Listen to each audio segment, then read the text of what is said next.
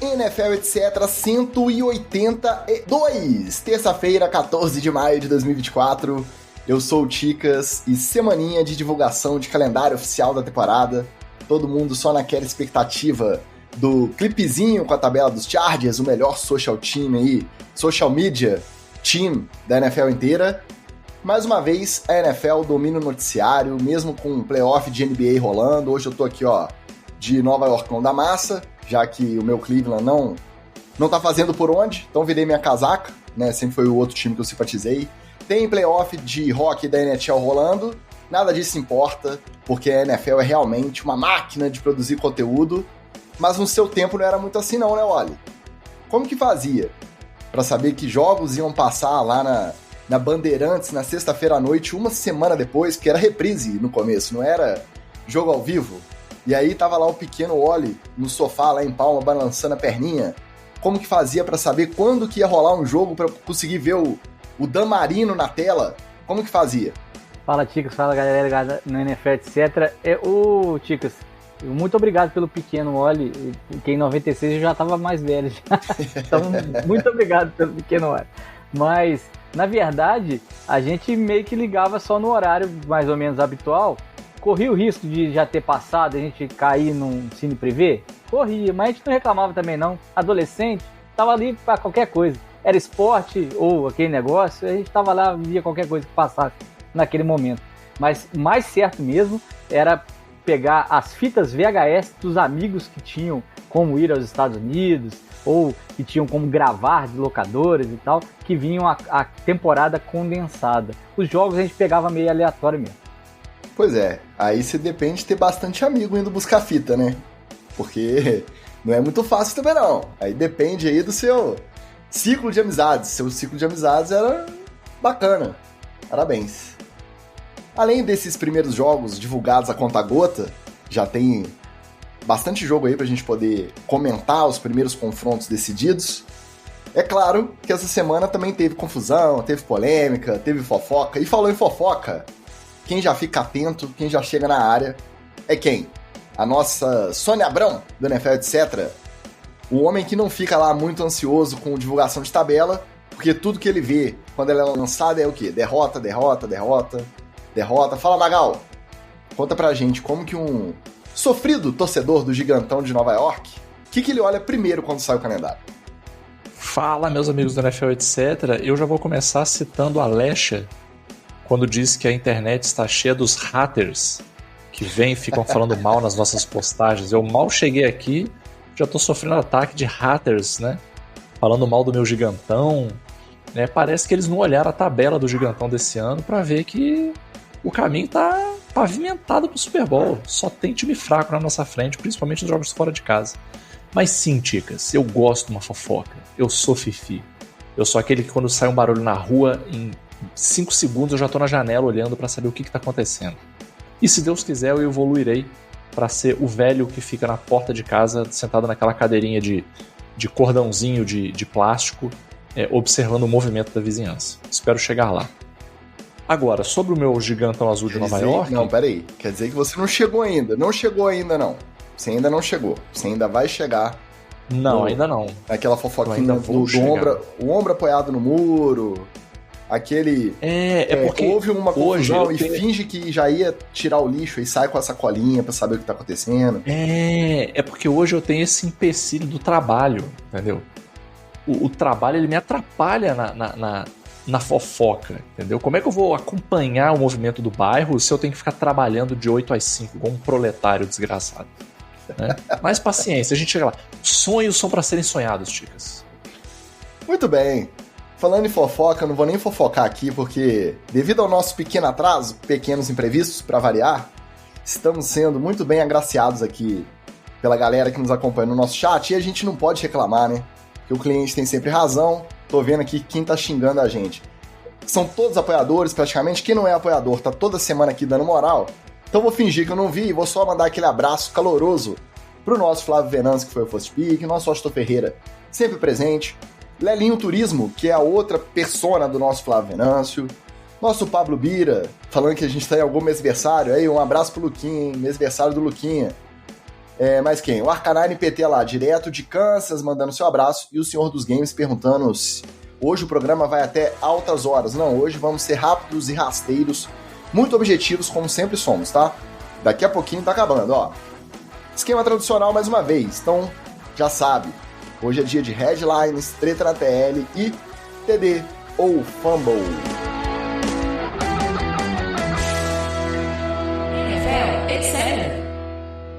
Podia ser Bengals, podia ser Texans, mas acabou que vai ser o Ravens mesmo.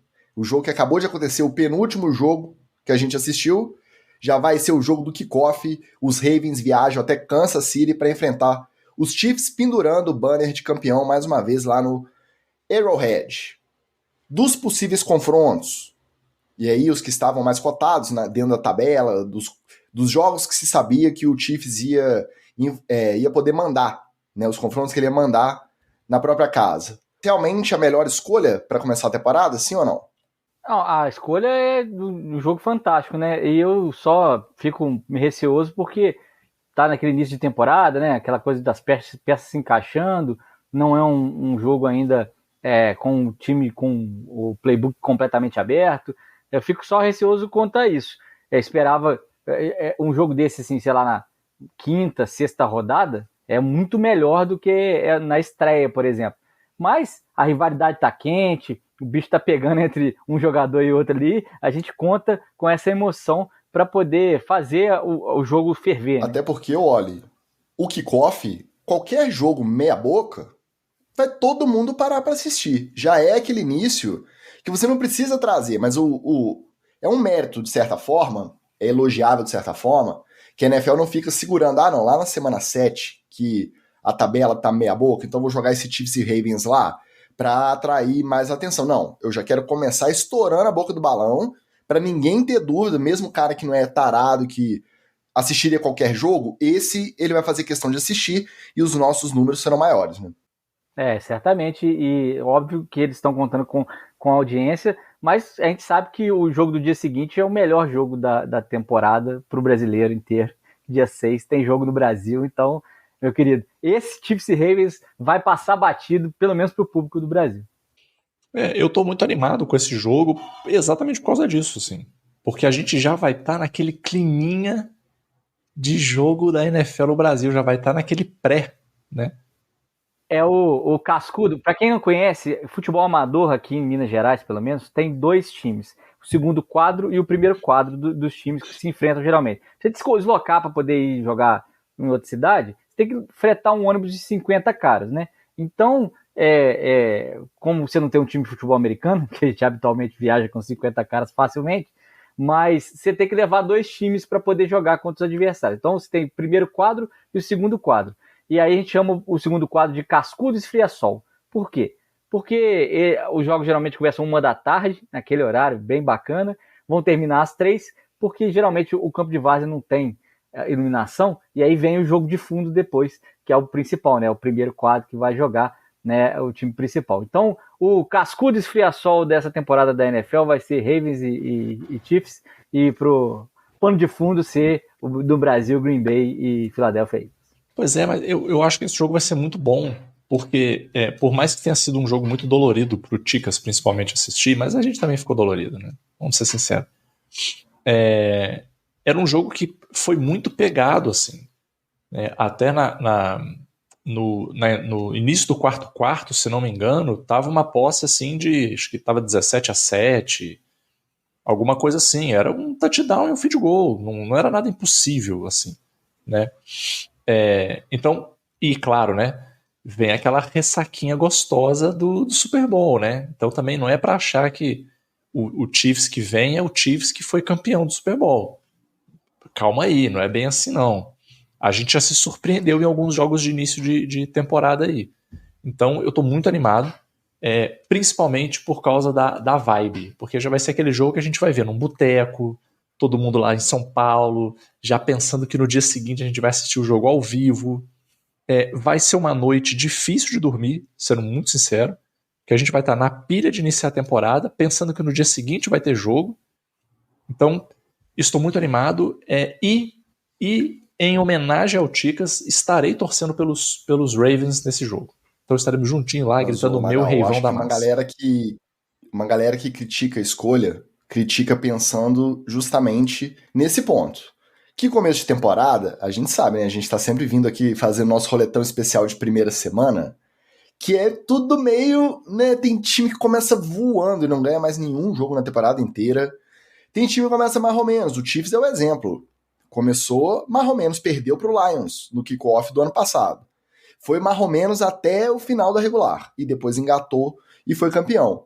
Então muita gente critica, não só nesse sentido de você estar desperdiçando um confronto de rivalidade, dois times tops de conferência, já no kickoff, mas sim de que o nível tende a ser mais baixo, porque eles ainda estão com as mudanças de roster de cada off-season, eles estão ali meio que tentando pegar no tranco e já de cara já tem um confronto que pode se repetir, igual foi no ano passado, uma final de conferência.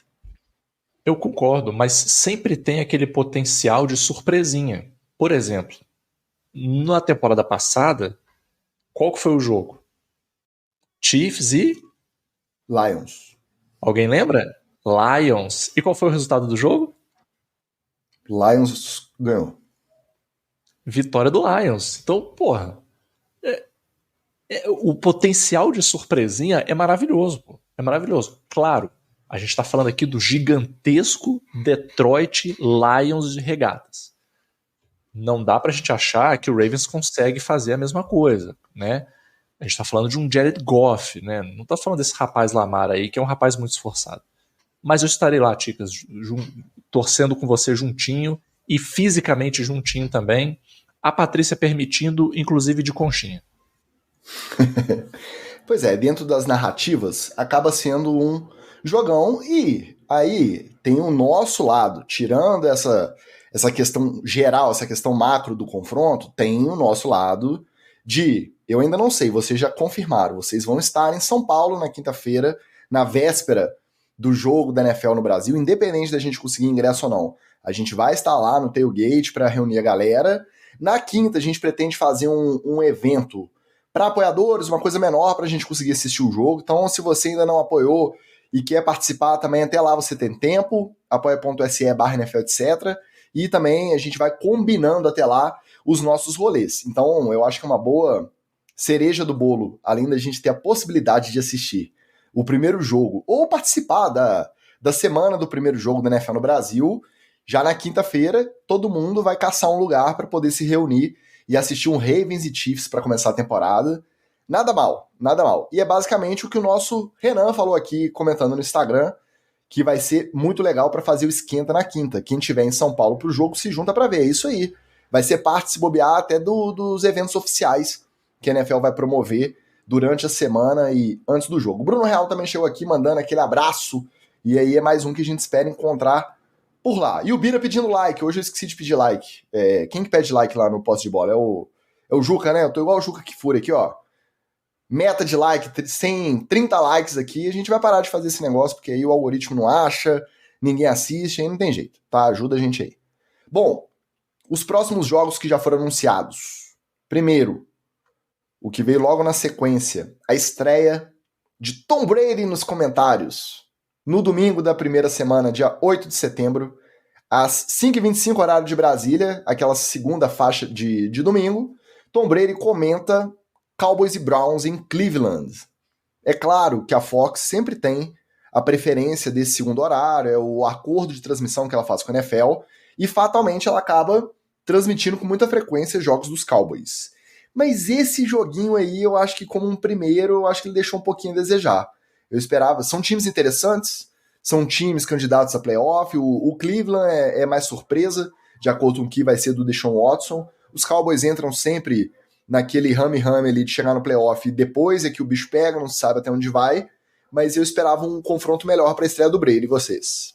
Eu também.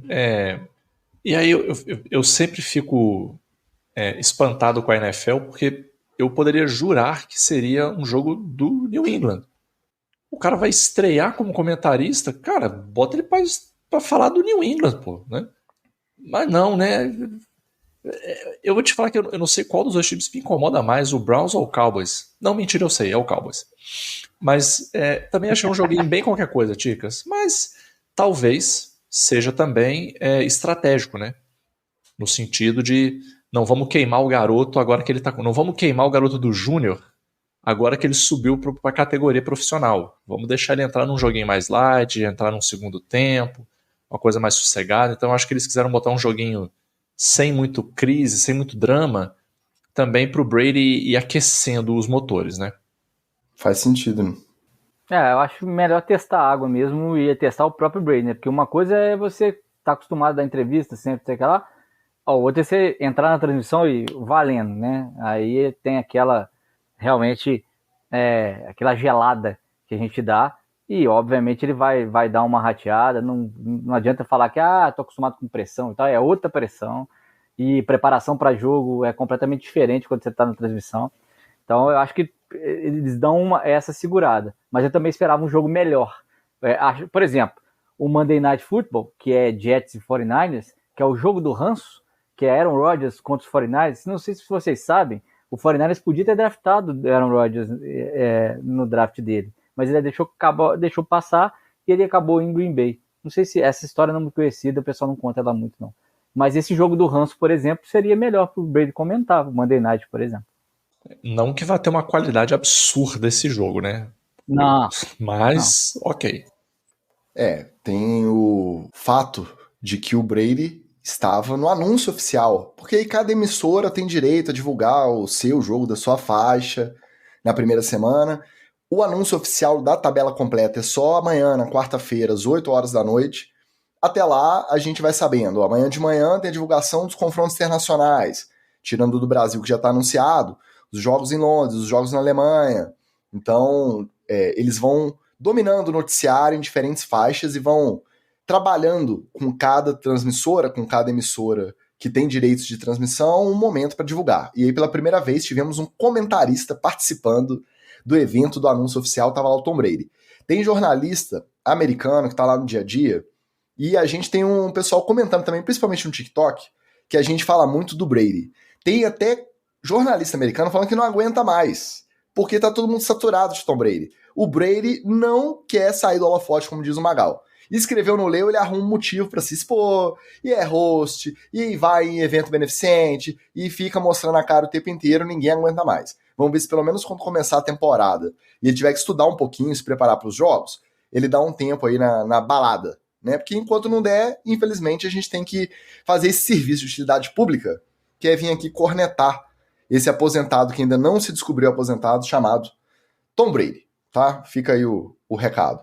Como o Oli já adiantou, Monday Night, Jets e 49ers em São Francisco. Então, exatamente um ano depois, não exatamente porque não é o 11 de setembro. Vai ser no dia 9. Mas, no primeiro Monday Night, primeira semana da temporada regular, Aaron Rodgers em campo pelos Jets. Eu acho que tem um pouco de sadismo aí. Tem um pouco de sadismo, não só por quem decide saber que a gente vai ficar vendo em looping, como vocês já disseram, a cara dele esperando ser draftado pelo 49ers, os 49ers escolhem o Alex Smith, ele vai caindo no draft, fica esperando, aquele constrangimento. Tudo isso vem à tona de novo. E também porque quando não estiver mostrando isso, vai ficar mostrando ele entrando em campo pelos Jets, carregando a bandeira americana de todo o tamanho no 11 de setembro, jogando 4 snaps, indo ao chão com o Aquiles rompido. Então, é um pouco de sadismo, porque imagina esse cara fugindo da linha do São Francisco, que é uma linha muito boa, a cada vez que ele fizer um dropback e a OL dele não se segurar. Imagina o torcedor dos Jets, cara, para assistir esse jogo. Tanto tempo assistindo o Zach Wilson terminando a temporada no ano passado, a esperança do off-season. No primeiro jogo, você vai ter que ver o Aaron Rodgers desviando de pancada e tentando fugir no pocket com esse Aquiles aí costurado e com 40 aninhos de idade. Então, eu acho que quem escolheu tem um pouquinho de sadismo, vocês não acham, não? O Rodgers literalmente correndo pela vida dele, né? Correndo pelos tendões. Aí para se manter inteiro, para a temporada inteira. O Bolsa não tem nada a ver com isso. A galera da linha do 49ers não tem nada a ver com isso. Quem tá atrás tentando, com cheiro de sangue do Rodgers no campo, também não tem nada a ver com isso. Vai ser, pelo menos, interessante de ver esse novo Jets e esse 49ers que é consolidado dos melhores times da liga. Pelo menos ele vai ter o pequeno alívio de saber que parte do peso da linha do 49ers saiu agora da temporada passada para essa, né? Então alguns jogadores que seriam muito relevantes não estão mais lá no 49ers.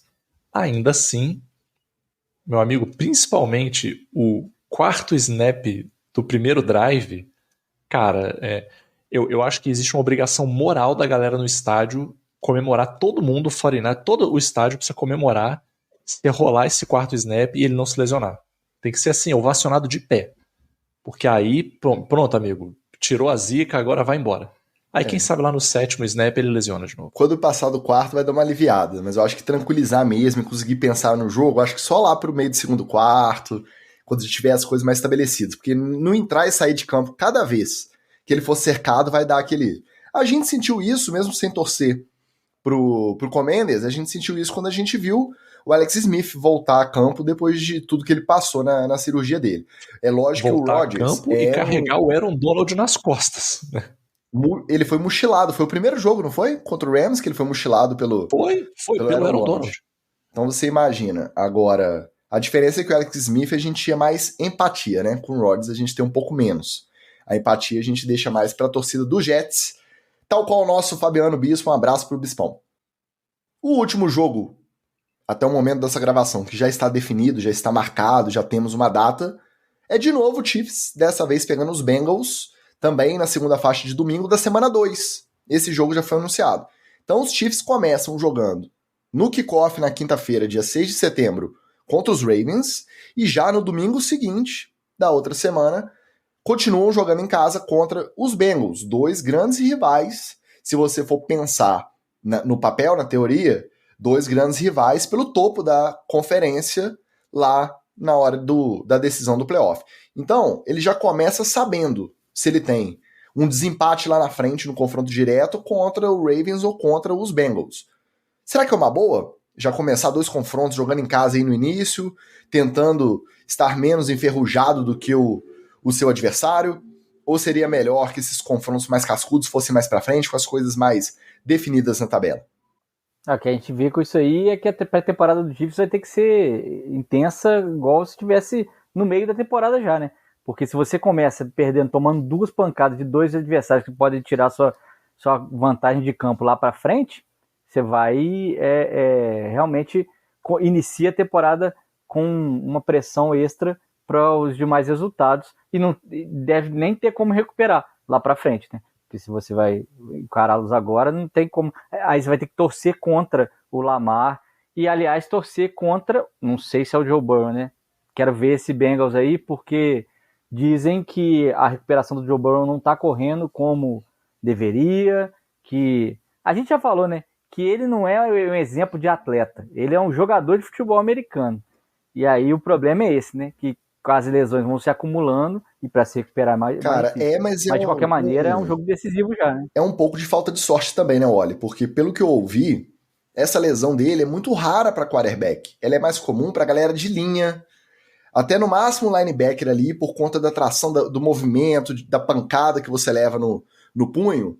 E aí o pessoal que já operou de cirurgia parecida com a do Burrow plantou a semente da dúvida na torcida dos Bengals, porque eles falaram que a recuperação é muito ruim, que eles ficam sentindo dor muito tempo depois da cirurgia, só que eles conseguiam controlar porque eles não dependem do giro do braço, do giro do punho, para exercer o trabalho deles. No caso do Burrow é preocupante justamente por isso. Se ele não tiver 100% recuperado, estiver sentindo dor, não dá para ele imobilizar, né? O spin da bola fica pior, e aí ele vai ficar menos preciso, e aí ele vai ficar pensando mais antes de lançar e vai acabar errando. Então, ele disse que, em entrevista, né, nos treinos voluntários, que tem dias melhores e dias piores, que ele ainda não está 100%, ele pretende estar 100% para a temporada, mas a galera que já operou de outras posições disse que não é para ele ficar muito otimista não, porque o negócio é feio nessa cirurgia aí, viu? Inclusive, Ticas, uma parada que eu não sabia e que eu descobri recentemente por razões óbvias é o uso daquela joelheira, por exemplo, né? aquelas de neoprene e tal, o efeito prático dela é quase zero, assim. Ela é um acessório, né? É uma coisa acessória ao tratamento. Um dos principais efeitos que ela tem é o efeito psicológico mesmo, assim, de tirar o medo do atleta que está voltando, da pessoa, né, que está voltando de lesão. A confiança. Então eu acho a confiança. Então eu acho que talvez a grande questão do Joe Burrow não seja nem tanto a dor em si, seja essa questão de confiança mesmo, assim, de ele vai conseguir, que a gente viu que, por exemplo, no caso do Alex Smith, cara, voltou 100% a confiança e ele tinha todos os motivos para não voltar com aquela confiança toda. O cara literalmente quase morreu com a lesão. Aí já é o outro e ele lado. Voltou confiante. Confiante até demais, né? Destemido até demais. Né? Até demais, bem demais. Pô, o cara virou Robocop, pô, botou titânio na perna. É óbvio que ele tá confiante. Bem demais. Então, aí, né, não puxando a brasa aqui pra minha sardinha e pra sardinha dos outros psicólogos do NFL, etc., o trabalho psicológico aí junto do atleta vai ser tão importante quanto o de fisioterapia e de recuperação, né? O cara, e ele é o Joe Cool, né? Se ele se diz o Joe Cool, ele precisa ser cool também e lidar bem com isso aí, né? Bom, pra gente fechar então, são esses jogos que a gente já tem a confirmação de datas e confrontos. Amanhã, na parte da manhã, na próxima quarta-feira, se você estiver ouvindo depois, são divulgados num programa especial na NFL Network os jogos internacionais, e às 8 da... Aí durante a tarde sempre vai ter um ou outro confronto de horário nobre que cada emissora finge que vazou e já divulga ali para fazer um hype nas redes sociais, e às 8 da noite sai a tabela completa. O que vocês têm mais curiosidade? Tem alguma coisa específica que vocês querem ver, tanto dos seus times quanto de confrontos aleatórios? Qual que é o maior interesse aí para esse calendário? E é óbvio que a gente vai trazer isso aqui no episódio da semana que vem. Bom, eu particularmente tô curioso em relação aos jogos internacionais, porque eu já estou projetando para o ano que vem um segundo jogo no Brasil, e aí os times que jogarem internacionalmente esse ano provavelmente não jogam internacionalmente no ano que vem. Então, eu já estou mais ou menos olhando, porque, por exemplo, eu preciso acreditar no imponderável, né? Se de repente o Giants entra numa posição aí de poder jogar no Brasil no ano que vem, olha uma vantagem aí, né? Então, para mim, pelo menos, o foco principal é esse, é ver quem vai jogar fora esse ano, sabendo que provavelmente ano que vem não joga fora, né? A não ser aqueles que já amam jogar fora, né? Tipo Jaguars.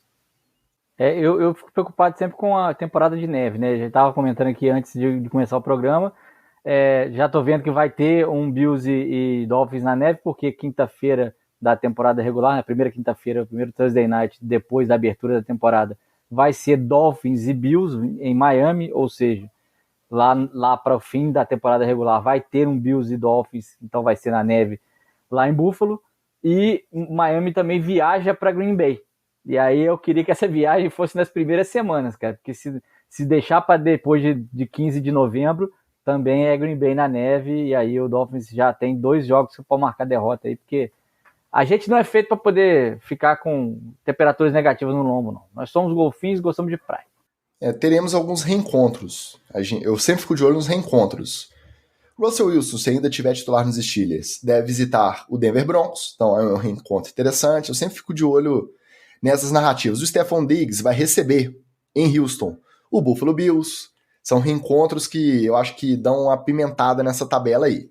Falando do meu time, eu sempre olho qual que é o último confronto, os 2 últimos, na verdade, que geralmente são confrontos de divisão, porque muitas vezes eles são decisivos para definição de playoff, seja de seed ou seja para entrar mesmo de wildcard, né? E aí existe um revezamento. Geralmente um ano pega o Bengals, um ano pega os Steelers, um ano pega os Browns. E aí eu tenho lembranças boas e ruins com cada um desses adversários em cada ano que a gente precisou desse último confronto para garantir alguma coisa aí no playoff. E o outro confronto maravilhoso, que eu tô doido para ser um prime time, tomara que seja o de ação de graças aí do último horário, já que o primeiro e o segundo sempre tem um Lions e um Cowboys. Podia ser o prime time de Thanksgiving, vai ter Harbaugh Bowl esse ano, lá em Los Angeles. Vai ter John Harbaugh contra Jim Harbaugh. Então esse é um que eu tô de olho também, doido para saber, tomara que seja no Thanksgiving. Passar para dar aquele alô pra galera do chat, o Carlos Miller, agradecendo pela mensagem ao Sul na semana passada. Que isso, meu irmão, a gente que agradece sempre a presença, o apoio, a audiência e a gente mantém os votos, ainda não está nada resolvido, continuem procurando uma forma de doar, continuem se solidarizando, porque essa reconstrução vai demandar muito apoio, então apoie sempre que puder a galera do Sul e aquele abraço para todo mundo que esteja ouvindo por lá, em especial o nosso Carlos Miller, que é o nosso apoiador, representante mais um representante justamente do Kansas City Chiefs lá no NFL etc. diretoria. O Anderson Brown, ele diz que o Rodgers não acredita em tendão de Aquiles, nem em tendão de Aquiles, nem em várias outras coisas. Nosso Carlos César, nosso Shark, dando aquele alô e deixando para escutar amanhã, como sempre. Obrigado mais uma vez pelo alô, Carlos. E o Gabriel Chaves diz que a chance do Joe Burrow nem jogar a segunda semana, porque ele machuca que é todo off-season. Vamos lembrar que o histórico é ruim mesmo, né? Um ano é apendicite, um ano ainda não tá bom no joelho e tá sempre furando o training camp e virando dúvida pro início da temporada. Mas na semana 2 eu acho que ele ainda vai. Ainda vai, né? Vamos com calma aí com o menino Joe Burrow.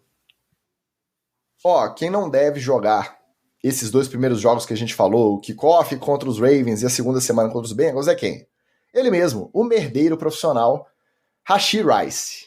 Como o nosso Gre bem apontou aqui na semana passada, e a gente ainda não tinha apurado, o fato foi o seguinte: enquanto esse cidadão aguarda o julgamento por 8 acusações de lesão corporal, depois daquele caso em que ele provocou um acidente batendo pega na sua Lamborghini, na madrugada da última segunda-feira, ele se envolveu numa confusão numa boate e simplesmente socou a cara de um fotógrafo. Deu um murro, deu um soco num fotógrafo na boate.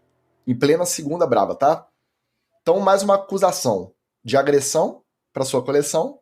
E aí agora, se ainda existia alguma dúvida se a NFL ia se mover de acordo com o andamento desse caso do acidente, do pega, eu acho que se tinha alguma dúvida que a NFL ia suspender já para essa temporada, agora não tem mais. Eu acho que ela não vai se dar o luxo de ficar esperando o Rashee Rice arrumar outra confusão, se envolver com outro problema com a polícia, voltar às manchetes, ele ainda sendo jogador, estando ativo no roster do Kansas City Chiefs. Então acho que agora é só questão de tempo, seja aquela lista de exceção do comissário, em que ele fica suspenso previamente, né, sem definição de prazo nem nada, suspenso por tempo determinado, ou seja, uma suspensão de fato por conta do descumprimento do código de conduta. Mas alguma suspensão, acho que antes da temporada começar, vem, né? Ticas, vem, só que eu também não sei se vem tanto assim, não. No caso da Lamborghini, ele não tem muita escapatória, né? Porque tá claro que foi ele tá lá envolvidaço até o último fio do cabelo. No caso da briguinha aí na boate, parece que recentemente o dono da boate soltou as câmeras de segurança e está tendo algumas dissonâncias, algumas discordâncias em relação à versão do acusador. Aí a gente não sabe se é o poder financeiro atuando já para penalizar a vítima, como geralmente acontece, ou se de fato, talvez, nesse caso da briga, a história não seja bem como o acusador do Rashee Rice está apontando. De qualquer forma, é a famosa fábula do Pedro e o Lobo, né? Se fosse um cara tranquilo, se fosse um Daniel Jones, por exemplo, que só usa mocassim e não sai de casa para nada, você saberia que não era o caso. Ele não agravou a lesão tonto no show de música country, no boteco de música country? Isso aí só a imprensa de Twitter acredita nisso. Eu até gostaria que isso fosse verdade, porque seria uma coisa assim, muito pitoresca. Mas infelizmente o mundo não é assim. Então, eu não sei, Ticas, eu conhecendo a NFL como a gente conhece, eu acho que vai ser um passapaninho suave aí de um joguinho ou 2, talvez, só para dar aquele cala-boquinha de leve. E a NFL tá tentando não dar o tempo pro cara se envolver com a aposta, né? Porque se tivesse envolvido com a aposta, aí tava suspensa a temporada inteira. Daqui a pouco tem gente envolvida com a aposta. Calma. Eu aposto em 4 joguinhos, tá? Só pra não ficar nem lá, nem cá. É meio padrão quando tem alguma treta policial aí e que o processo avança.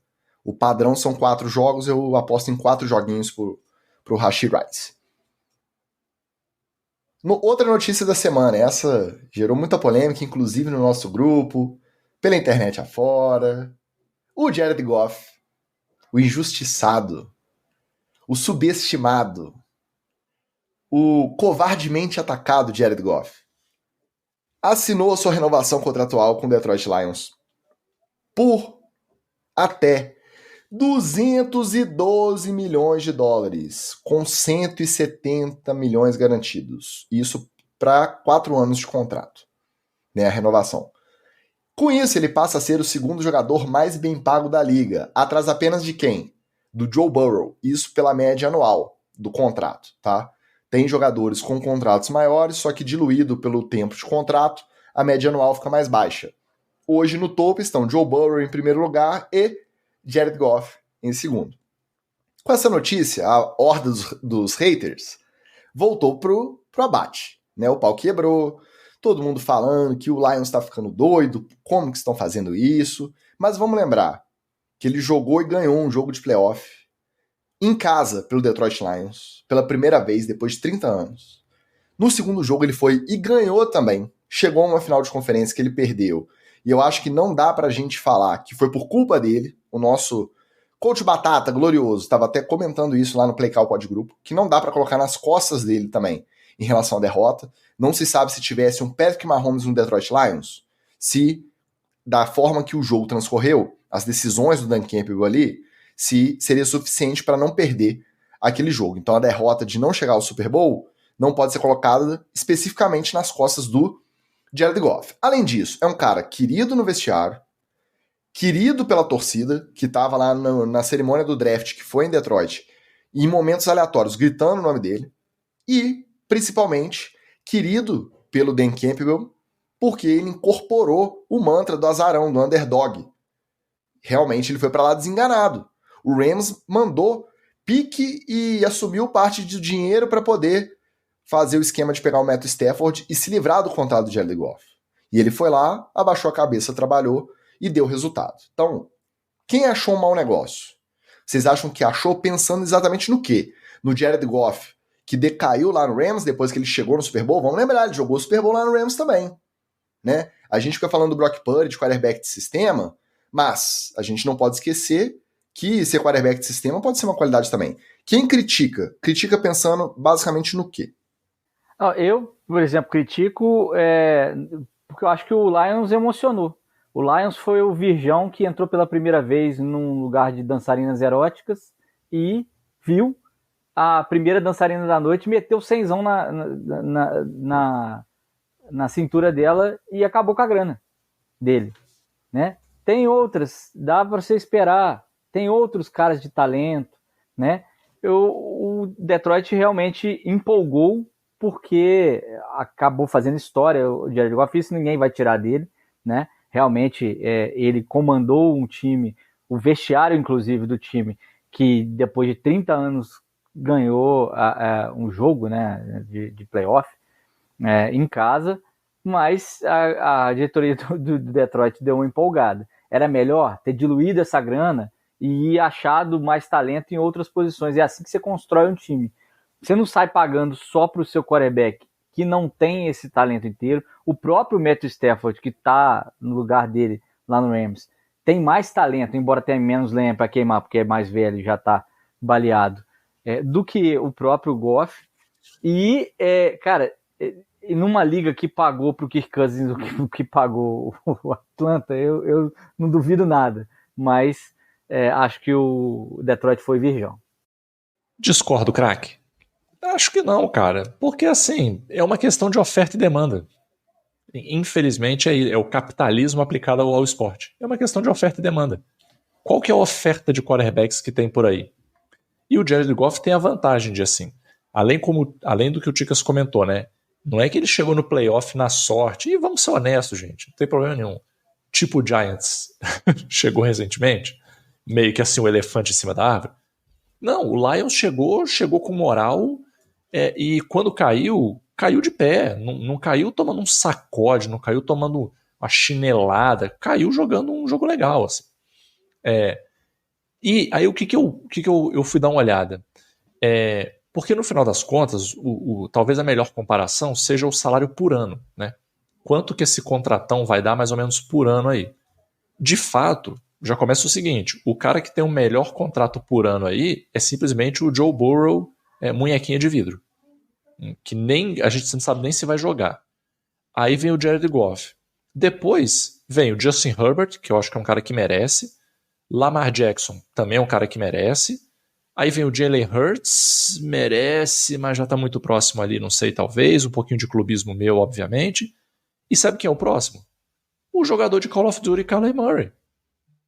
E não é muita diferença, não. O Kyler Murray dá 46 milhões por ano e o Jared Goff deu 53 milhões por ano. Pra gente que é proletário, é muito milhão de diferença. Para os contratos da NFL, não é. O Patrick Mahomes é 45 milhões por ano. Então eu acho que quando a gente olha no ano a ano, não foi um salário que ficou assim tão fora do que é a realidade. Tem QB que está entregando menos para o time, que está recebendo mais aí para cima. E é aquela coisa, né, gente? É tudo uma grande loteria. A gente nunca sabe exatamente o que vai acontecer. Nem os caras da NFL sabem o que vai acontecer. Meteram um caminhão de dinheiro no Watson para nada. Meteram um caminhão de dinheiro no Kyler Murray para nada. Meteram um caminhão de dinheiro agora no Kirk Cousins. Vamos ver se vai servir para alguma coisa, mas vamos ser honestos, provavelmente para nada também. Né? Enquanto isso, tem outros jogadores aí que não estão sendo tão bem pagos. Vide o nosso estagiário da NFL, o eterno Brock Purdy, e o seu salário mínimo de QB. Né? Então, é tudo aleatório. Só quero deixar uma crítica aqui, Dicas. Para o torcedor médio, né, o Antônio Carlos de Sorocaba, que vai para a rede social querer discutir contrato de NFL como se entendesse de alguma porra. Amigo, você não entende de nada. Pelo amor de Deus, a gente que é brasileiro aqui, a gente vai discutir de orelha, de tananã, mas não é de... Não, porque a análise da planilha... Ô, Magal, o meu bode é esse. É como que o cara acha que 53 é um péssimo negócio, mas se fosse 48 seria um bom. Qual que é o critério? Onde que traça a linha? Segundo, esses contratos, do jeito que são anunciados, a gente já cansou de falar aqui, a gente não se debruça sobre muitos valores, a gente tenta sempre falar o até, né, que é o prazo máximo se ele for cumprido até o final, e o mínimo garantido. Por quê? Porque o próprio Jared Goff não foi divulgado ainda as minúcias do contrato. Isso tem que ser divulgado publicamente, tanto para ter acesso ao sindicato, NFLPA, e a imprensa acaba tendo acesso. Você não sabe se depois do segundo ou terceiro ano de contrato, os Lions têm uma opção de desfazer o contrato sem multa, sem ter que pagar mais nada, se tiver dentro do acordo ali. Então é muito difícil, cara, você chegar batendo martelo. O Lions ficou maluco, o que é isso? O que você tem que hoje é isso. A tendência, até com o aumento do cap salarial, é que cada quarterback franchise, porque hoje ele é o franchise do Detroit Lions, cada quarterback que renove, ele vai renovar subindo nesse pódio, nesse ranking dos mais bem pagos. E aí os contratos mais antigos, por exemplo, o Mahomes, ele já deu uma renovada. Ele já pegou os últimos dos 10 anos de contrato dele lá, já pegou uma parte, uma fatia desse valor e já trouxe para cá, para ele não ficar tão defasado sobre os caras que renovaram depois dele. Quem tá defasado agora, sabe quem é? O Mahomes pediu um adiantamento do salário, agora eu me senti... um adiantamento. Por quê? Porque você não mexe na estrutura e você não vê o Mahomes, que é o melhor quarterback da porra toda, ganhando 10 milhões a menos por ano que o Jared Goff, que também não é justo. Então, ele já se mexeu. Quem tá defasado agora é quem? O Josh Allen, porque ele ainda é primeira prateleira, o contrato dele já tem 2 anos, e aí agora ele já tá ficando pra trás. E realmente o Josh Allen não tem que ganhar menos que o Jared Goff. Agora você falar que o Jared Goff não tem que ganhar porque tá pagando muito, que, cara, com o aumento do cap salarial e com a estabilidade que ele dá pra posição ali, é claro, ele não vai resolver um jogo sozinho. Ele não vai fazer um passe no meio do braço da linha, girando o punho, andando para trás e com um capacete na cara. Não vai. Ele não é o mágico ali, mas ele é um bom quarterback. E aí eu acho que quando a gente faz, né, essa emocionada, quando a gente dá essa emocionada de tá caro ou tá barato, a gente tá muito longe para conseguir entender as minúcias desses valores, sabe? E o homem tem que pagar as contas, ele tem que pagar as contas. Né? Eu só acho que o Detroit empolgou, porque, por exemplo, eu tiro ele do Detroit e boto ele em outro time, vamos supor, um Tampa Bay Buccaneers. Um Tampa Bay não pagaria essa grana pro Jared Goff, mas pagou por conta da emoção. Mas a Entendeu? questão não é essa. A questão é que se ele romper e for para outro time para ganhar menos, ele já foi. A questão é, se você tá construindo um roster, draftando legal, trazendo free agent, você tem esse cap, você não quer pagar, você vai pagar quem pro lugar dele? Esse que é o problema. Eu não sei se foi ano passado ou 2 anos atrás, eles draftaram o Randall Hooker, que era um quarterback super hypado, um prospecto, ai meu Deus, mock draft, tarará. Aí ele machucou, estourou o joelho, estourou os ligamentos todos, e o Detroit Lions deu um voto de confiança no desenvolvimento desse menino e colocou ele lá de reserva. Tá de reserva lá e ninguém mais ouve falar nesse menino. Quanto tempo você não ouve o nome de Randall Hooker? Então eles já viram que desse mato não sai cachorro. Eles já sabem que dali não se pode esperar nada. E aí, não fecha acordo com o Goff 53. Quero gastar 42 só com o quarterback. Vai contratar quem? O Ryan Tannehill? Não dá, né? O Jared Goff hoje é muito melhor que o Ryan Tannehill. É um free agent aí que tá sem contrato. Vai trocar por um reserva? Por quem? Não tem opção, cara. É a estabilidade que ele dá, a identificação com a torcida e outra. Não é só o que ele dá dentro de campo, não. Ele tá vendendo camisa. Você vê a torcida celebrando o cara, cada oportunidade que tem. E aí tem todo o aspecto do lucro da empresa, da franquia Detroit Lions, que a gente tem menos acesso ainda do que o contrato dele como jogador, né? Então... Eu até entendo, mas não acho que ele tem talento para receber isso tudo. Então tá. A gente aqui é bom nisso mesmo. É no achismo. Não quero saber. Acho que não merece e pronto. Tá certo também. Também gostamos. Vamos lembrar do trabalho do Lions nessa off-season, tá? Os 3 principais jogadores, se você botar na ponta do lápis aí, foram renovados. Também renovou por um pacotão, pagando muito bem, o Amon-Ra St. Brown, que também fez por onde, jogou muito bem e é muito identificado, e o Penei Sewell, que também é um offensive tackle dos melhores aí da liga e também conseguiu o seu potinho de ouro no final do arco-íris de Detroit. Então, se mexendo bem, quem renova antes, quanto antes, gasta menos, o próximo já vai ultrapassar, os contratos vão ficando mais caros. Eu acho que quando entra no papo de renovação, tem que gastar mesmo, porque você gasta mais hoje, você economiza lá na frente. Outro que renovou, aí ó, você acabou de falar do Tampa Bay, olha. Outro que renovou, e agora é o defensive back mais bem pago da liga, e pela primeira vez um safety tem esse posto de ser um defensive back com o maior salário da liga inteira. Foi o Antoine Winfield Jr. Aí tá lá, né? Olha a diferença, olha o degrau. 4 anos e até 84,1 milhões. Mas o garantido dele são 45 milhões. De onde que vem essa diferença? O que precisa para ficar só no garantido? O que precisa para cumprir e ganhar os 84 totais? Não importa. O fato é que na ponta do lápis, batendo esses 84 milhões por 4 anos, ele é o defensive back mais bem pago, maior salário da liga inteira, mesmo jogando de safety. Aí, eu vou reconhecer minha ignorância. Por quê? O nosso Rafael Viana apontou isso lá no nosso grupo, NFL de diretoria também. Ele achou um absurdo pagar um contrato desse para um safety. Tem um pouco a ver com o que a gente está falando do Jared Goff aqui. No Twitter eu vi muita gente cornetando também essa decisão. Beleza, você não vai renovar o cara, você vai perder, você vai ter uma reposição.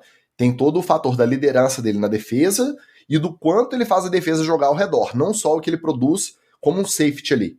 Ele não é o safety puro. Ele é um cara identificado lá em Tampa, torcida também ama, etc, etc. Vocês conseguem cornetar essa também? Porque para um safety a reposição é mais fácil? Realmente, a gente viu nessa off-season muitos safeties de nome, né? O Justin Simmons do Broncos, tem outros nomes aí que estão de free agent e até hoje não foram contratados. Vocês acham que nesse caso, diferente do Jared Goff, como a oferta é maior, aí realmente ficou mais caro pagar esse tanto para o Antoine Winfield Jr.? Eu acho que no caso dele, Ticas, o que mais chamou atenção não é nem o fato de ser um defensive back, é um fato de ser um safety. Porque geralmente os contratos de defensive back, os mais caros são de corner. Disparado. E aí, só que qual que é o detalhe? Se você pegar todos os salários dos defensive backs de uma maneira geral, o salário o contrato do Winfield Jr. não é tão diferente, por exemplo, do Jaire Alexander, dos Packers, por exemplo. A diferença é que um é um corner, o outro é um safety. E aí, qual que é o detalhe? Quando você vai rolando a lista, até você achar um outro safety, demora. E tem muito nome de corner grande que ficou embaixo do infield aí. o Denzel Ward, o Jalen Ramsey, o Marlon Humphrey, o Trevon Diggs, o Marshawn Lattimore, todos esses ficaram com contratos abaixo, eles como cornerbacks ficaram com contratos abaixo do que o do Winfield Jr. como safety. Quem começa a chegar perto de safety depois já é lá no final da lista, que é o Derwin James, do Chargers, e o Minkah Fitzpatrick, grande Minkah Fitzpatrick do Steelers. Então, eu acho que eu concordo com o espanto por ser um safety, e concordo com o espanto também em relação à idade. Porque, por exemplo, o Fitzpatrick, que é o terceiro safety mais bem pago, né? Ele está um pouco atrás do Derwin James, mas tanto ele quanto o Derwin James têm 28 anos. Então, eles são os caras um pouco mais velhos, um pouco mais experientes. O Winfield está com 26. Ele é um cara mais novo. 2 anos na liga é uma vida. Então, não só é um safety, mas é um safety mais novo e que ficou com um salário acima de muitos safeties que são experientes e que estão jogando no nível legal. E ficou acima de vários cornerbacks que são cornerbacks estrela. O espanto é esse. Mas eu acho que vai nesse argumento que você usou agora há pouco. Na medida em que os salários vão subindo, cada novo contrato vai botando um patamar para cima. Agora, todo safety que for bom e que mostrar serviço vai começar a tocar o zap do agente para falar assim, ó, começa a se mexer aí porque eu quero ganhar mais, eu quero ganhar mais, eu quero ganhar mais. E, sinceramente, eu quero mais que o mercado pegue fogo mesmo. Eu quero que tenha briga de salário dentro da NFL para ver se pelo menos o milionário se ferra um bocadinho. Né? Mas não se ferra, né? A gente sabe. É, verdade. Mas, ó, para poder querer a grana do Winfield Jr., tem que botar pressão igual ele bota por fora, tem que conseguir fazer os tackles que ele faz em campo aberto. É um jogador completo, cara. Eu confio 100% no Winfield lá para minha defesa. A posição do vai dar merda é o safety, meu querido. Aí passou de todo mundo. Ele ganha muito campo, né, Wallace? O Winfield. Exato. E aí, cara, ele alinha de formas diferentes. E aí, o Margal botando esse trocadilho com o nome dele, mas ele alinha de formas diferentes e ele consegue ser versátil. Por exemplo, já tô vendo que o contrato que o Miami oferecer pro Javon Holland vai ter que ser mesmo no mesmo naipe.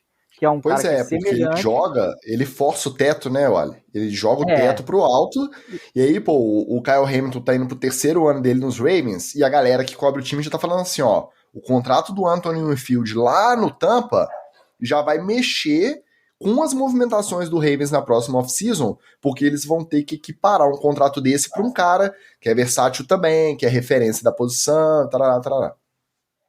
Exatamente. Então, assim, já tô vendo a renovação com o Javon Holland indo pro buraco aqui, porque o Xavier Howard, que era para renovar esse ano, a gente deu, entre aspas, sorte o ano passado que ele machucou algumas vezes durante a temporada, então não deu para ele manter o nível de 2 temporadas atrás.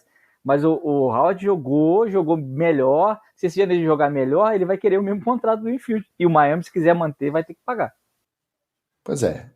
Eu entendo toda essa diferença e a questão dele ser safety, mas eu sempre vou pensar na parte que está por trás da cortina, do bastidor ali, do subjetivo, que é a identificação, a liderança, a presença do vestiário, a ética de trabalho, coisas que é difícil a gente estabelecer por conta de interceptação, passe defletido e número de recepções na marcação homem a homem, né, que é o que é mais objetivo aí. Eu sempre vou pensar que tem um porquê de ser um valor, e lógico também que tem um agente passando algum por baixo dos panos ali pro front office, né? Sempre tem, disso aí a gente nunca pode duvidar. Ó, pra fechar o nosso headlines, e essa é boa, hein? Pode virar tendência.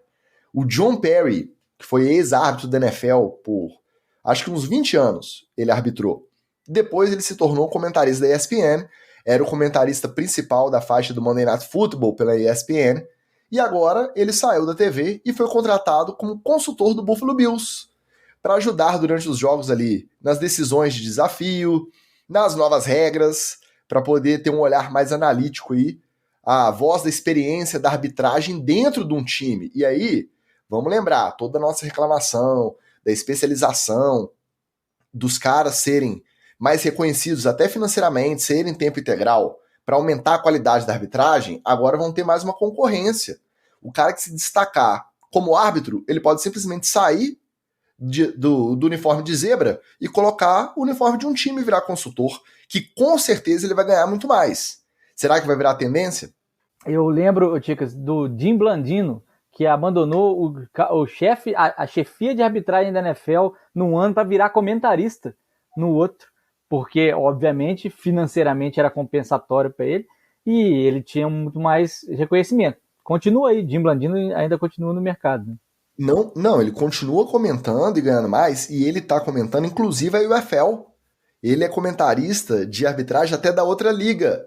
Um cara que é referência, que é ótimo comunicador, que era muito querido até pelos jogadores, comissões técnicas, executivos, tinha entrado e não tinha muito erro, não tinha tecnicamente muita falha. E a NFL perdeu porque não recompensa direito esse cara. Exatamente. E outra coisa que é a minha observação, alô 49ers, vamos contratar um juiz aí para poder explicar as regras direitinho. Eu acho bem feito. A NFL não quer botar os caras na folha de pagamento, não quer assinar a carteira do pessoal. É isso aí, ué. Bem feito. Tomara que aconteça demais. Tomara que tenha uma falta de árbitro, pra ver se a NFL toma vergonha na cara. Cara, e o pior é que parece um negócio tão básico, né? Quando a gente ouve a notícia, a gente pensa assim, mas como que nunca pensaram nisso antes?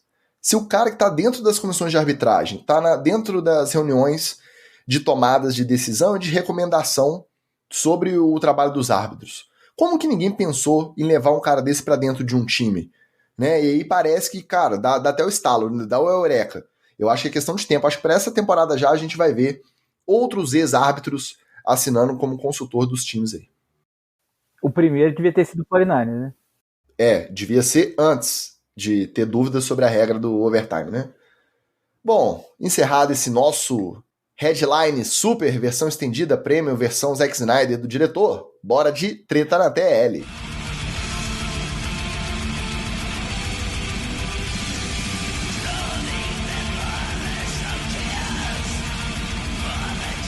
Essa é uma discussão típica de off-season, cara. Típica. Foi semana passada, então não tava aí em hype de calendário. O noticiário da NFL tava um pouco mais frio. Aí, olha o que ganhou tração, o que viralizou na semana passada. E foi pra todo canto, todos os podcasts, todos os programas de TV, todo mundo discutiu.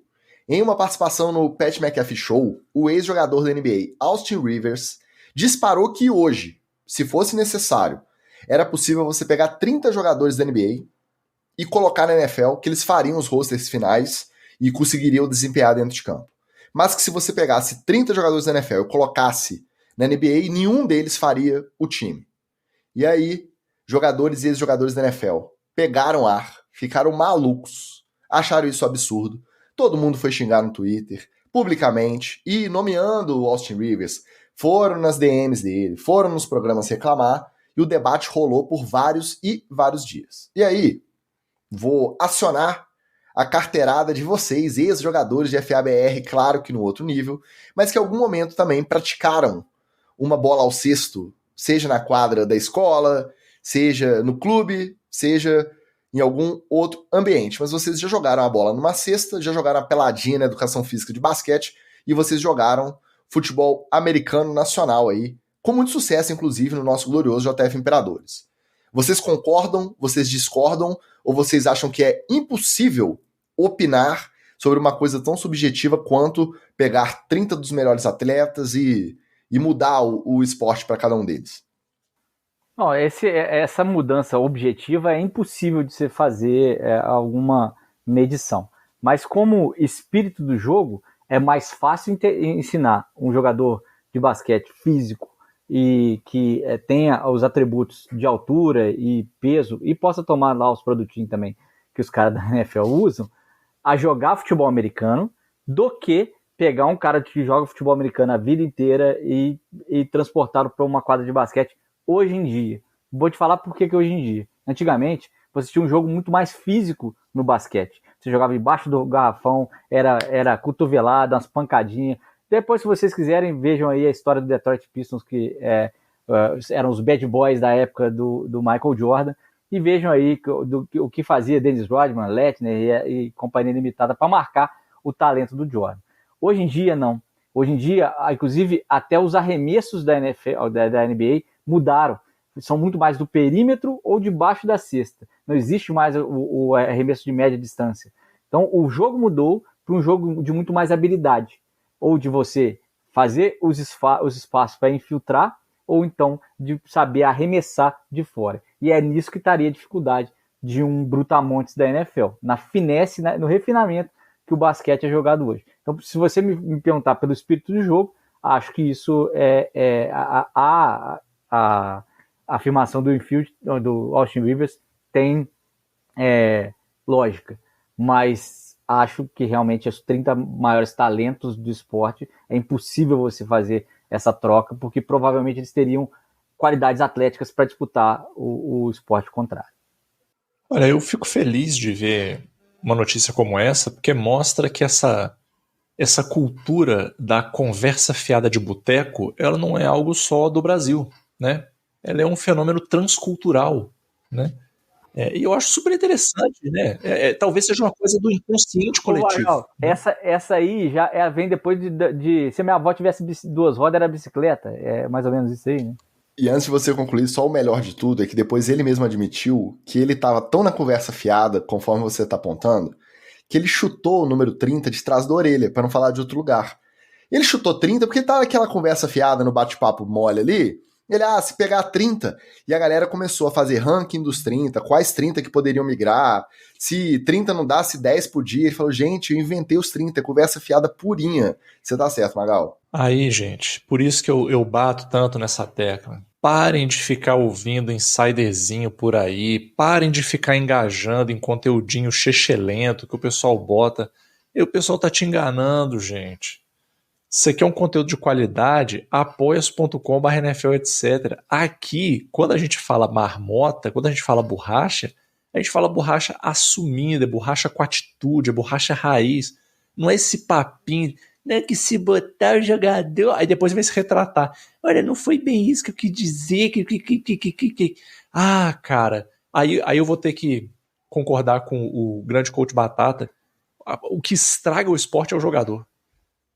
Ele é que é o problema. É impressionante. Que capacidade de falar merda. Tá de parabéns aí. Tá de parabéns. É bom que não tem síndrome do impostor aqui com a gente, né, Ticas? Porque se o cara da NBA, atleta profissional, vai lá e me fala uma merda desse tamanho, eu posso falar o que eu quiser aqui. Tá tudo certo. Eu acho que o resumo é bem esse. É bem um papo de boteco. Eu acho que foi divertido acompanhar a repercussão. Eu acho que foi, inclusive, esse debate que tá fazendo o Shaquille O'Neal e o Shannon Sharpe baterem boca, se ameaçarem, prometerem um a mãe do outro na porrada aí, na internet afora, por conta desse debate. Eu acho que em nível profissional, nenhuma das duas trocas é possível. Não adianta nenhum jogador da NBA o LeBron James, cara mais atlético, vai jogar de tight end. Não vai. No primeiro training camp, na primeira pancada que ele puder levar, ele não volta pro campo. E ao mesmo tempo, o cara que tá acostumado a bater basquete com os amigos dele no off-season, enterrar a bola, na primeira vez que ele for enterrar, e subir um Aaron Gordon na frente dele, um Jason Tatum na frente dele e bloquear, ele não sobe nunca mais. Então, no nível profissional não existe essa troca. Se fosse pensar numa pelada de final de semana no nível amador, aí eu concordo que realmente a transição do cara da NBA pro futebol americano, já que a função dele vai ser mais específica, ele não vai jogar de quarterback, mas ele vai pegar uma posição mais específica ali e vai trabalhar aquele movimento. Aí eu acho que ela é maior. Agora, você pega um cara da NFL para ter que ficar batendo bola, não pode andar, não pode dar 2 dribles, não pode dar 3 passes, não pode... já era, tá? Jogar da linha de 3 sob pressão, não vai rolar. Mas que o debate é gostoso às vezes, quando o trem descamba. Esse é o famoso trem descambou, gente. Esse debate descambou numa proporção aí inacreditável, mas a gente gosta. Vamos lá, outra treta dessa semana, essa é um pouquinho mais séria, mas nem tanto. Ela pega muito o nosso lado de teoria da conspiração. O novo técnico do Commanders, o Dan Quinn, ele apareceu lá no CT de Washington no sábado usando uma camisa pirata do time que exibia, além da logo tradicional com a letra W, que é a nova logo do Commanders, exibia também 2 penas penduradas à esquerda da letra ali, numa clara referência àquela antiga logo com índio dos tempos de Redskins. A situação em comum, então, levantou muitas dúvidas e teorias que vão desde o fato de você ver um técnico principal, um head coach da NFL, usando um produto pirateado com toda a cara de pirateado. Tá muito claro que aquela camiseta ela não é licenciada, né?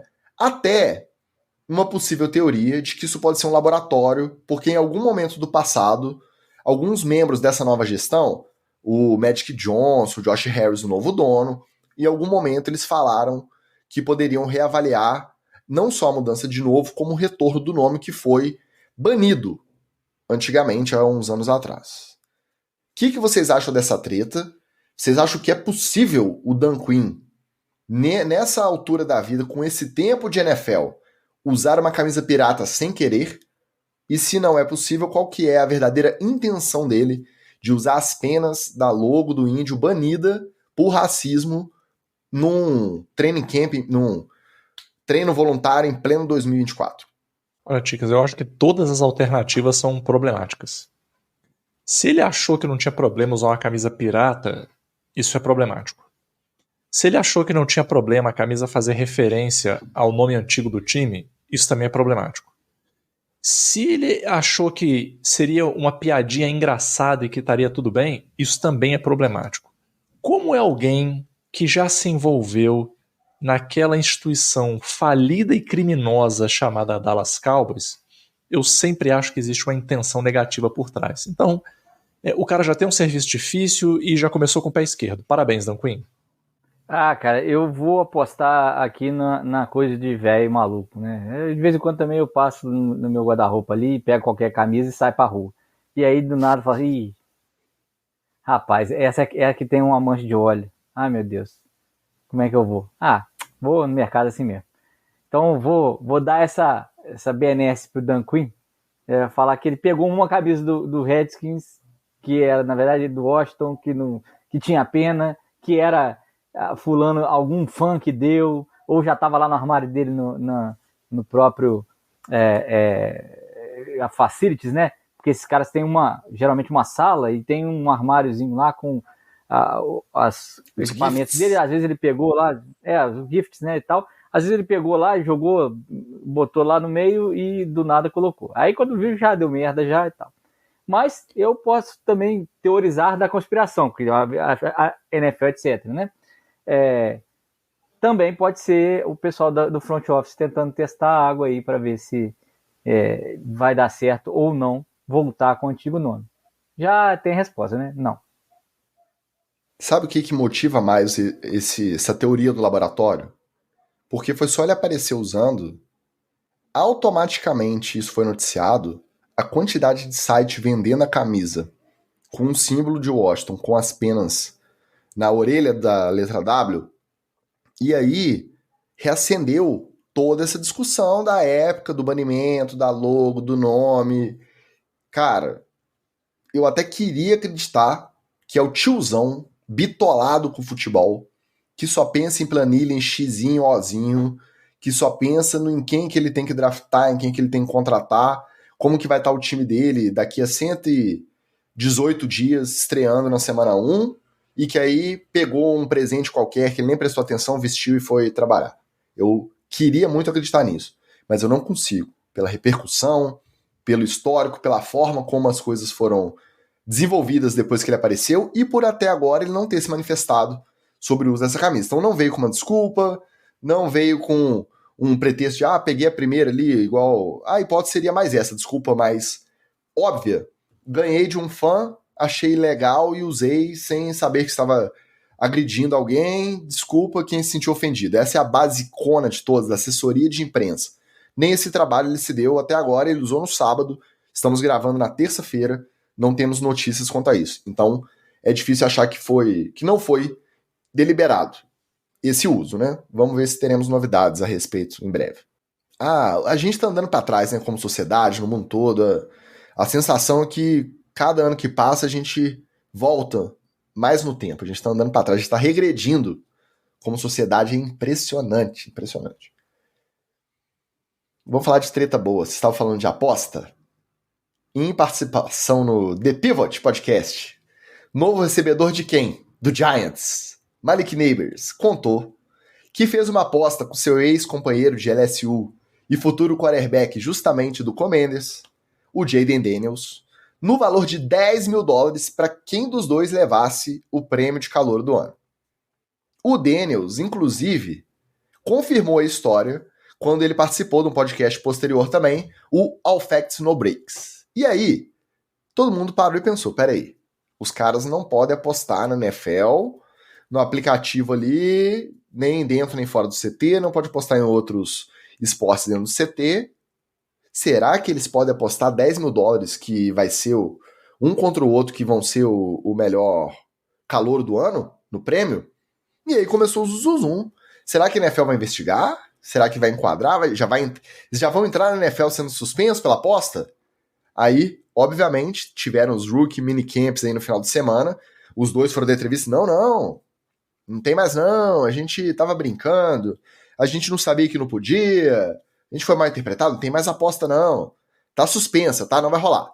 Aí, a gente se pergunta, naturalmente. Muita gente sendo suspensa aí por aposta ilegal no NFL. Toda essa situação, a gente pode pôr a conta da ingenuidade dos calouros ou foi a mais pura e simples burrice mesmo? Preciso saber, Ticos, uma informação importante. Teve juramento de dedinho? Se teve juramento de dedinho na aposta, tá valendo até agora, tá? Não tem essa de falar na imprensa, falar não suspende, não. Se jurou de mas dedinho... aí pode... Jurou dedinho. Pode falar para evitar a investigação e depois, mas entre nós aqui, depois a gente faz o... Não, exatamente, porque aí não adianta o discurso. Se eles só falaram aí, jogaram ao vento, e aí viram que fizeram merda e recolheram depois, aí não vale mais não. Mas eu tô para te falar que a palavra empenhada de um homem, jurada de dedinho, nem se descer Deus na terra, invalida essa aposta aí. Então é melhor a NFL investigar. Eu acho um preciosismo absurdo. Agora o cara não pode virar pro brother, porque isso não é uma aposta, isso é um presente, pô. Se você for o rookie do ano, eu vou te dar $10 mil, velho. Tem que fazer igual aos jogadores de futebol aqui no Brasil. Quando não podia aposta nenhuma, o pessoal apostava em cesta básica para doar, que aí era bonito. O pessoal usava a doação como uma aposta. Não, e aí assim, como é que você vai diferenciar isso, por exemplo? Aliás, não é nem diferenciar. Como é que você vai monitorar que isso aconteça se os caras simplesmente não falarem pra ninguém? Porque nesse caso, calhou de alguém falar. E aguenta. Por baixo dos panos. E aguenta. Aí você imagina, por exemplo... podia ser até uma coisa mais agressiva. Por exemplo, um Jalen Ramsey da vida virar pra algum wide receiver e falar assim, se você fizer mais de tantas jardas esse jogo, eu te dou $X mil aqui, ou eu te pago uma garrafa de uma birita cara aqui, essas biritas aí de $15 mil, de $20 mil a garrafa. Quem que vai saber em que ponto que isso é uma aposta? Né? Então assim, eu não sei, cara, eu acho muito preciosismo, pra ser muito sincero. Eu acho que a questão é exatamente essa. Aposta no vestiário é o tempo inteiro. Quem faz mais flexão? Quem faz mais supino? Um paga o jantar do outro. Quer apostar 10 mil, que um vai ser o calouro do ano, o outro não vai ser, quem vai ser? Beleza. Mas você não vai no podcast que tem milhões de plays, na era em que toda semana tem um jogador suspenso para apostar? Por quê? Porque se você tá apostando $10 mil, seja com seu amigo, seja com quem for, seja no aplicativo, que você é o calor ofensivo do ano, ou o calor do ano geral, eu não vejo diferença de você fazer esses 10 mil no site de aposta. Se você não pode apostar no esporte que você pratica, qual que é a diferença? É claro que no vestiário vai rolar. Claro que com os parças vai rolar.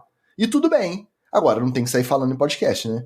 Realmente, eu não acho preciosismo não, Magal. Discordo, craque, usando suas palavras. Eu acho que tem que ir a público e falar, não tem nada disso não, cancelamos, e apostar por baixo dos panos. Porque senão, onde que você traça a linha? Pode apostar o valor que for com o seu parça, mas se abrir o aplicativo você não pode. Não. Se não pode apostar no esporte que você pratica, não pode apostar com ninguém.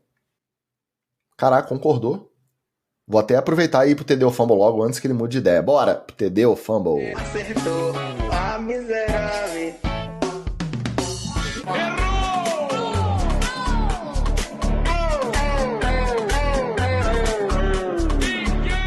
O técnico dos Broncos, Sean Payton, um que já entra aí meio pressionado essa temporada, né?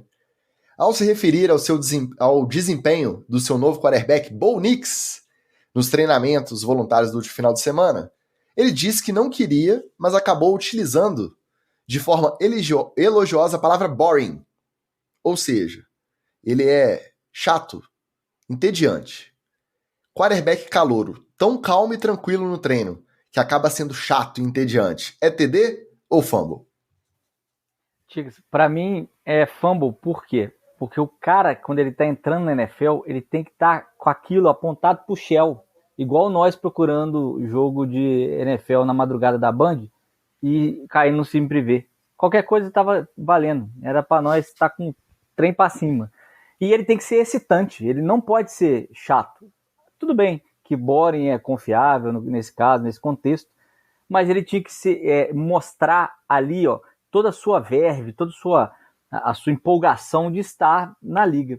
Então, eu acho que se você já chega nesse tom mediano, excedê-lo, eu acho que é muito difícil na temporada. Então, vou dar o fumble aí tanto pro Bo Nix quanto pro seu treinador, o Sean Payton. Eu vou dar um TD só pelo bromance que está começando a se desenrolar aí, né? Porque o Sean Payton mal começou a trabalhar com o Bo Nix, ele já elogiou ele na semana passada ou na semana retrasada, a gente até discutiu aqui no episódio. Agora de novo, ele é tão fantástico. Só pelo bromance que está se desenrolando, eu vou dar TD. Eu vou de TD também. Por quê? Tudo que o Sean Payton desejou na vida dele, e ele até falou nessa mesma entrevista, né, que ele é exatamente aquilo que eles esperavam, que eles previram que ele seria como prospecto, que é o cara que é do sistema. Ele tá cansado, o Sean Payton, de ficar dando ordem no Russell Wilson, e o Russell Wilson ficar inventar leitura, correr pro lado que não era pra correr no pocket, lançar a bola pro lado invertido da jogada que era chamada.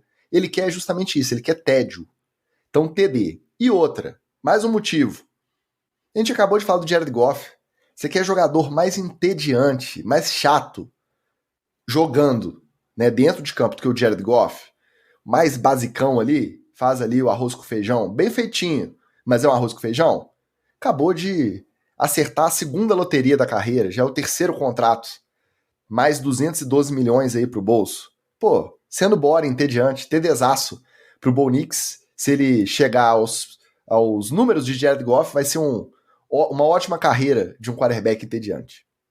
Já o wide receiver calouro dos Colts, o Adonai Mitchell, escolheu o número 10 para usar na sua jersey, em homenagem ao número de wide receivers escolhidos antes dele no draft. Fazer questão de expor o ranço no melhor estilo Amon-Ra 2.0. É TD ou fumble? Gente, é fumble e eu estou aqui oficialmente oferecendo meus serviços de psicoterapia para os jogadores da NFL, porque a gente precisa resolver essas questões do passado, pessoal. Não dá mais para viver à base de ranço, de picuinha. A gente precisa evoluir. Então, pode mandar o seu e-mail aí para nfletcpodcast@gmail.com. A gente entra, faz um precinho legal, consulta online, nem precisa ir para os Estados Unidos, tá tudo certo, não vamos mexer com o negócio de visto, não. Fazer uma terapia aí, né? Vamos evoluir. Para mim, é fumble porque, para começar, ele não vai ser nem o wide receiver 1 do Colts, cara. Então, ele não vai ter essa chance de ser a estrela aí que ele tá pensando que vai ser nessa primeira temporada. Melhor trabalhar quietinho, comer pelas beiradas, e aí sim, quando você for o cara que você tá esperando ser, aí você começa a ter seus rancinhos. Porque você começar assim, começa com o pé esquerdo, então é fumble. Eu vou dar fumble, mas tem menos a ver com a motivação do cara do que com a escolha que ele fez.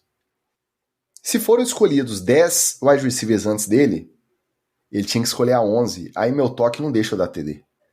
Quero me motivar porque eu fui o 11º. Então você não usa a camisa 10, você escolhe a 11. Não foram 10 antes? Eu vou usar o 10 porque foram 10 escolhidos antes de mim. Não! Você foi o 11º. Usa a camisa 11. Mas aí, Chicas, a camisa 11 é a do wide receiver 1 dele, que é o Michael Pittman Jr. Ele usa 11. Então a 11 já não tava mais disponível. É fumble, porque aí já tá Chicas é o professor de matemática pistola. Não. Errou a conta, seu burro. Então já tá inventando historinha, entendeu? Escolheu a 10 porque era o Pelé, sei lá. Não, tô fumble pro Adonai Mitchell. Se bobear, não faz nem o time aí de 53. Ah, que papinho, pô. Ó, agora uma dose dupla pra encerrar. A gente citou a figuraça, que é o wide receiver escolhido no segundo round pelos Bills, o Keon Coleman. Só entrevista engraçada e continuou, tá? Se você tiver curiosidade, olha aí nas redes dos Bills, o cara é totalmente diferente, assim. Ele parece o Mike McDonald McDaniel, o técnico dos Dolphins, só que ele é o recebedor desse tamanho, dessa largura, e ele fala assim também meio devagar, ele faz uma piada e não ri, ele é uma figura. E a outra figura é o cornerback dos Lions, o Terrion Arnold, calouro também. Primeiro, ele disse numa entrevista que o técnico dos Raiders, o Antonio Pierce, ligou para ele para dizer que a escolha de Las Vegas ali na posição 13 foi decidida entre ele e o que acabou sendo escolhido, o tight end, o Brock Bowers, no cara ou coroa, na hora da escolha. Aí, a gente não sabe se o Antonio Pierce ligou para dar uma satisfação e o cara ou coroa, o coin flip que eles usam lá, foi aquela força de expressão que eles usam muito, e o Arnold achou que foi literal, tem essa hipótese, né? E o GM Tom Telesco e o Antonio Pierce, os dois, várias entrevistas depois do Terrion Arnold falar isso, eles negaram veementemente que eles chegaram lá na hora de decidir, não conseguiam, e aí jogaram um cara ou coroa pra decidir. Mas vamos dar um desconto pra negativa, vamos dar um desconto pra ser literal e não para ser metafórico e não literal. Em plena era de estatística e de analytics, quando ficar em dúvida aí, no relógio do draft, tá na pique, relógio da pique rolando, ficou na dúvida, lançou a moedinha no cara ou coroa. É TD ou fumble?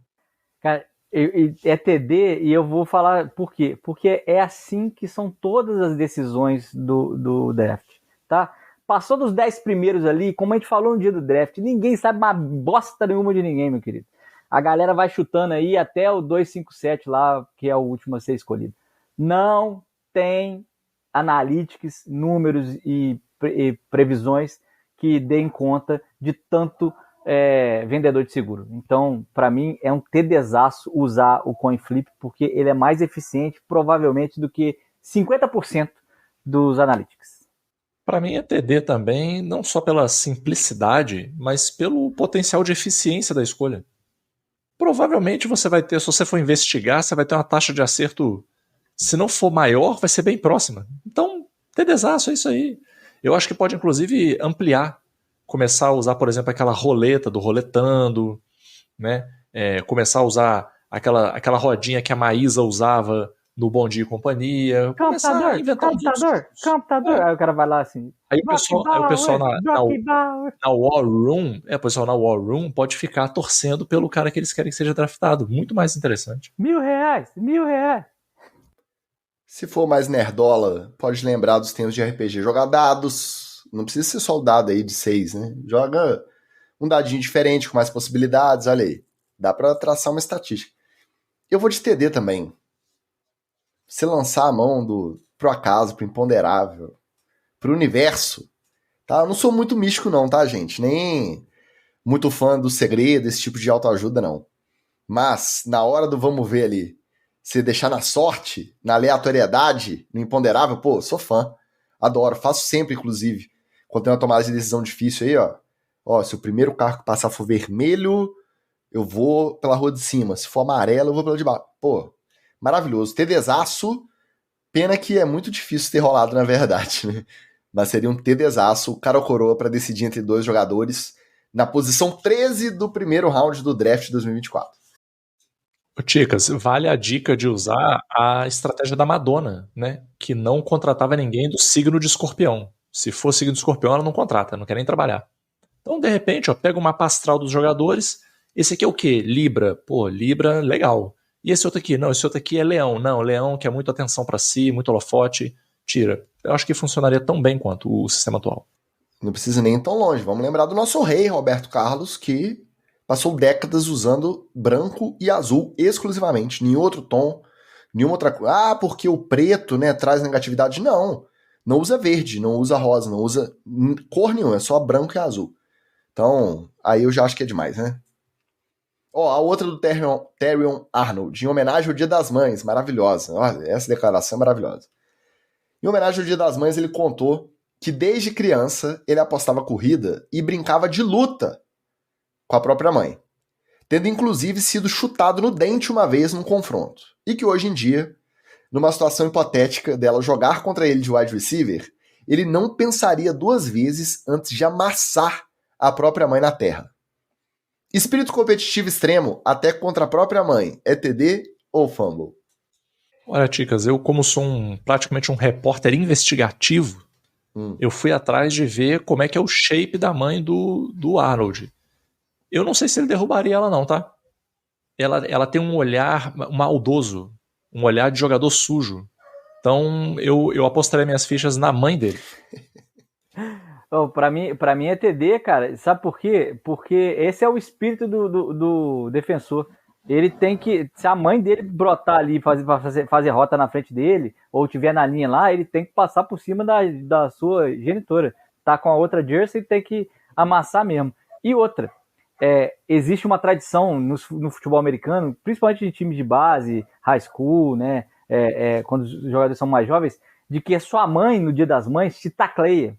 E, cara, tem uns tecos de mãe em cima dos caras já crescidos que, se bobear, machuca, cara. Eles começaram a botar uns colchões atrás dos caras, que a mãe vai lá dar aquela descontada, né? Em tudo que o menino já aprontou. Tô com vocês, TD também.